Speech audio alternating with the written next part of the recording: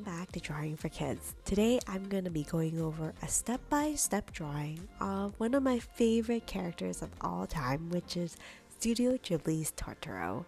What are things that you'll need? You'll need a Sharpie or a black marker, or you'll also need some color markers, which I have from Crayola here. Of course, you can use any other coloring utensils you like, whether it's crayons or it's pencil crayons. Sky's the limit. Okay, so also you have your paper ready. So let's get started. Here, I'm going to start with my black marker to draw in Totoro. To start drawing Totoro, I'm going to start with his nose. Now for his nose, you want to do a very flat oval but with a slight pointed tip at the bottom. And that's where the center of his face will be. Next, I'm going to draw in his eyes, and they need to be evenly distributed on both sides. So I'm going to start by drawing in the top part of the half circle for his eyeball, and then the bottom half here. I personally prefer to do 2 half circles rather than just like a big round circle, because Totoro's eyes are not exactly a perfectly round circle shape. So you can see that I have a little bit of a tip on each side of the eyes, and then I'm gonna dot the inside pupil of the eye, which you can do a solid black or you can do a round circle. For his mouth, I'm just gonna add on a dot, but if you like, you can have him smile, you can have him stick his tongue out or do something silly. Next, I'm gonna add on his ears, which is gonna be these 2 pointed arrows and then some squigglies extending from the pointed arrows, and those will be his ears. I'm gonna connect from this end to that end now, just a round curve shape for the top of his head.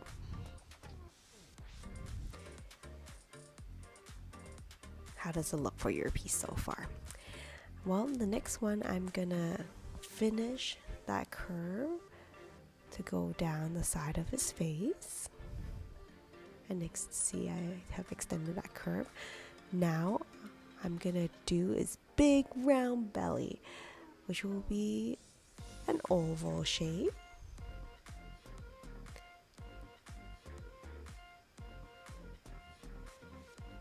There you go.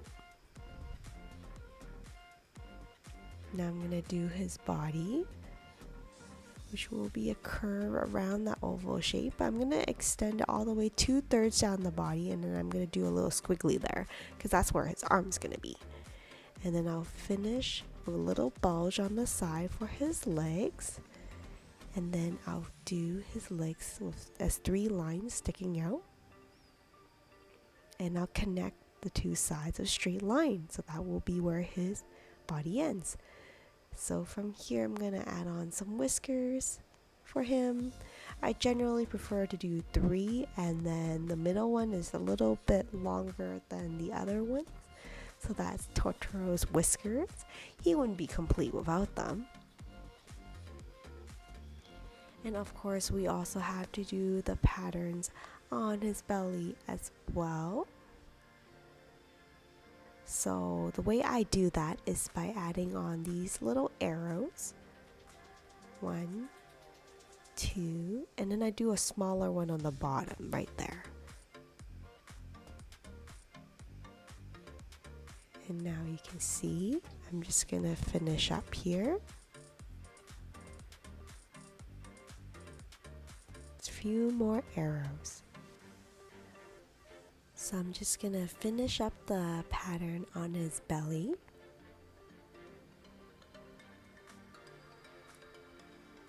Now, I think we have the basic outline of Totoro. Now I'm gonna use a gray marker to color in Totoro. I find that coloring is one of the fun parts of drawing as well. Of course, you can use the traditional gray color, which is what Totoro is for the actual anime movie, but you can do other colors as well if you like. You can do a blue Totoro, a purple one, or whatever color you like.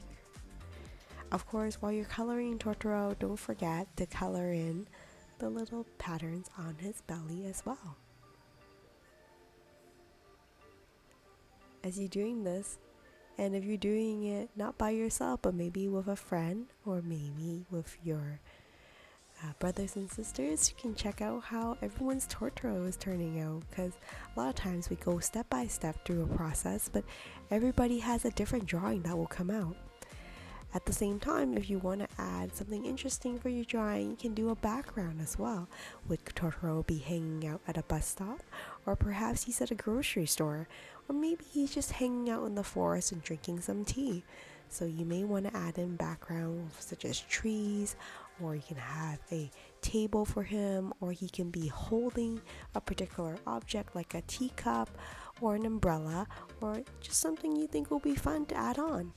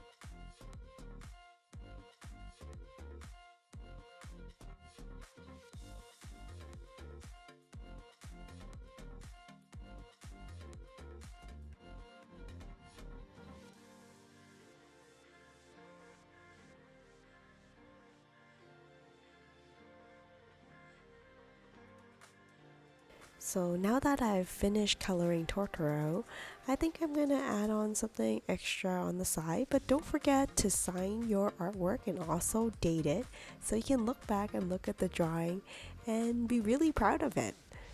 Okay, so here's a closer look at this Totoro drawing. I hope you enjoyed the step-by-step process so far.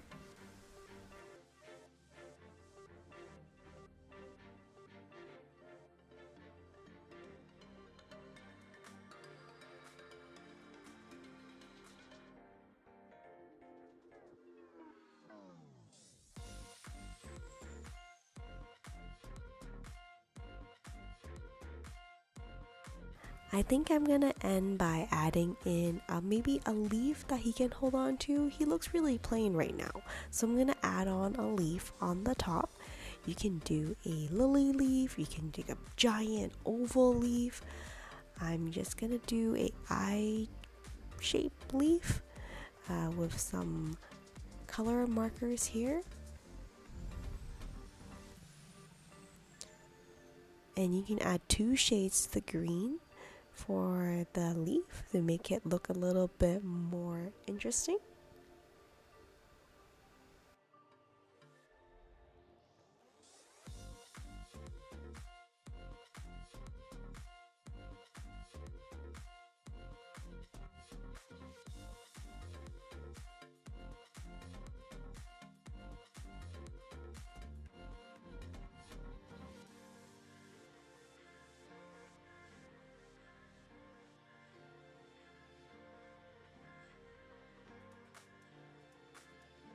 So I hope you enjoy the step-by-step process of how you can draw Totoro. And if you would like to get more tutorials on how to draw different types of anime characters, please feel free to leave a comment below. I would love to hear what else you would like me to draw. So that's it for now, and I hope you enjoy the rest of this process. Take care.